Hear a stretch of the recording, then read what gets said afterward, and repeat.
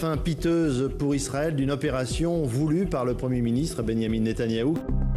4 autres agents israéliens ayant participé à l'opération sont retranchés dans l'ambassade d'Israël. Le bâtiment est encerclé par l'armée jordanienne. Merci au Mossad ont lancé avec ironie des dirigeants islamistes en accueillant le cheikh Ahmed Yassine à Gaza.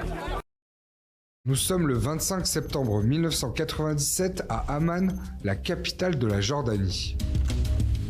Khaled Meshal, le chef du bureau politique du Hamas, arrive en voiture devant le siège de l'organisation. Derrière, il est suivi par la voiture de son garde du corps. À quelques mètres, 2 agents du service action du Mossad, grimés en touristes canadiens, se tiennent prêts à passer à l'action. Le principe de l'opération consiste à empoisonner Khaled Meshal sans qu'il s'en rende compte à l'aide d'un petit aérosol qui aura une action suffisamment lente pour permettre à l'équipe de quitter le pays. Le premier agent doit administrer sur la nuque de la victime un poison dérivé du fentanyl capable de tuer en quelques heures. Le deuxième agent a pour mission d'ouvrir une canette de soda secouée pour masquer l'empoisonnement et donner l'impression d'un accident. Il descend de voiture, à ce moment-là s'approche un homme blond, touriste en apparence, porteur d'un passeport canadien, qui fait semblant de trébucher et de reprendre son équilibre. Soudain, la fille de Khaled Meshal interpelle son père depuis la voiture. Surpris, le deuxième agent qui devait masquer l'empoisonnement n'ouvre pas la canette secouée. Le chef du Hamas tourne la tête. Le premier agent pulvérise l'aérosol qui atteint l'oreille gauche de sa victime. Alors évidemment, ce geste brusque déclenche les soupçons de l'entourage de Meshal. Le garde du corps en vient aux mains avec ce touriste, entre guillemets. Un deuxième comparse accourt pour lui porter secours. Ça tourne un petit peu à la bagarre. Les 2 agents du Mossad tentent de prendre la fuite, mais sont finalement interpellés par la police jordanienne. Arrivé au poste, on s'aperçoit quand même qu'il y a un problème. Ces 2 Canadiens n'ont de Canadiens que leur passeport. Ils ne sont pas capables de décrire la ville dans laquelle ils vivent. Ils ne sont pas capables de chanter l'hymne canadien. Bref, tout ça est extrêmement suspect. Khaled Meshal est lui envoyé à l'hôpital. Son état de santé se détériore rapidement. Du côté de Tel Aviv, c'est la panique puisqu'on sait qu'effectivement, on a des officiers pris au piège. Et donc, décision est prise d'envoyer le patron du Mossad, Dani Yatom, en émissaire auprès du roi Hussein. Et là, effectivement, l'atmosphère devient assez glaciale lorsqu'on leur explique ce qui s'est passé. À l'hôpital d'Amman, la santé du chef du Hamas se dégrade rapidement. Mis au courant de la tentative d'assassinat sur son sol, le roi Hussein est furieux. Le roi Hussein est obligé de faire preuve d'une très grande fermeté puisqu'il s'est voulu un pont entre Israël, les Palestiniens, la CIA. Il s'est voulu un facteur d'équilibre dans la région.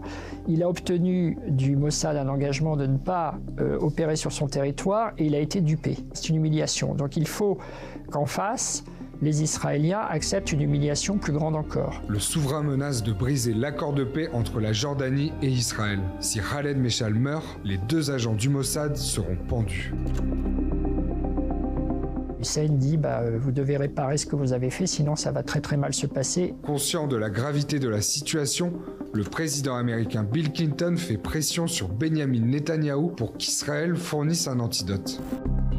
4 autres agents israéliens ayant participé à l'opération sont retranchés dans l'ambassade d'Israël. Le bâtiment est encerclé par l'armée jordanienne. Le roi menace de donner l'assaut. Donc panique à nouveau à Tel Aviv. Benyamin Netanyahou envoie un émissaire, Ephraim Halevi, qui est un diplomate plutôt apprécié du roi Hussein. Des discussions sont entamées sur ce qu'il serait possible, outre le fait de délivrer un antidote à Khaled Meshal pour lui sauver la vie. J'ai fait part de mon opinion selon laquelle nos actions conciliantes envers la Jordanie devaient être celles que le monde arabe n'interpréterait pas comme une compensation israélienne aux Jordaniens, mais comme une force jordanienne. Et on aboutit à l'idée de libérer le cheikh Yassine, qui est un des cofondateurs du Hamas, en chaise roulante, qui était détenu par les Israéliens. Il a une influence énorme et un magistère moral important sur le Hamas. Au départ, Benyamin Netanyahou refuse la libération de cheikh Yassine. Mais dos au mur, le premier ministre israélien se résigne à accepter. Il fallait offrir un cadeau de prix à la partie adverse pour arriver à faire passer la pilule. Cette idée du Cheikh Yassine est intéressante parce que ça représente, on va dire, le prisonnier le plus important que détient Israël aux yeux du Hamas. Cette proposition plaît au roi Hussein, mais à partir du moment où on lui propose le Cheikh Yassine, ça veut dire qu'il peut obtenir encore plus. Et donc c'est là qu'il va surenchérir et demander des libérations supplémentaires. L'agent Mishka Ben David, coordinateur de l'opération, est en possession de l'antidote au cas où les agents seraient contaminés. Il est chargé de le livrer au service secret jordanien. Khaled Meshal est sauvé in extremis. Quand on a des agents du Mossad qui se sont fait prendre, qui sont aux mains de la police jordanienne, quand on a une ambassade qui est entourée d'hommes armés, on n'a plus le choix. Vis-à-vis de l'opinion israélienne, c'est une chose d'avoir échoué dans une mission d'assassinat, mais ce serait quelque chose de mortel politiquement que de laisser la situation se dégrader encore. De son côté, l'émissaire Ephraim Halevi tente d'obtenir la clémence du roi pour sauver les agents israéliens. Je lui ai dit clairement, si j'étais un roi, je saurais ce qu'est la miséricorde royale. Le roi est resté silencieux un court instant, puis il a dit « Va à l'ambassade et prends les agents ». Pour mettre fin à la crise, Israël finit par libérer le Cheikh Yassine ainsi qu'une cinquantaine de prisonniers issus du Hamas et de l'OLP.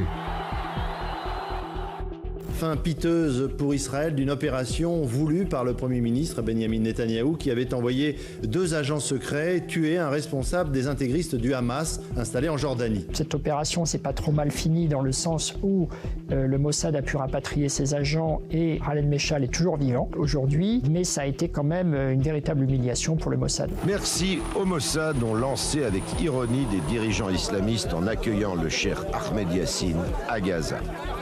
Sans le fiasco des services spéciaux israéliens à Amman, il y a 11 jours, le chef historique du Hamas n'aurait pas été libéré aussi facilement.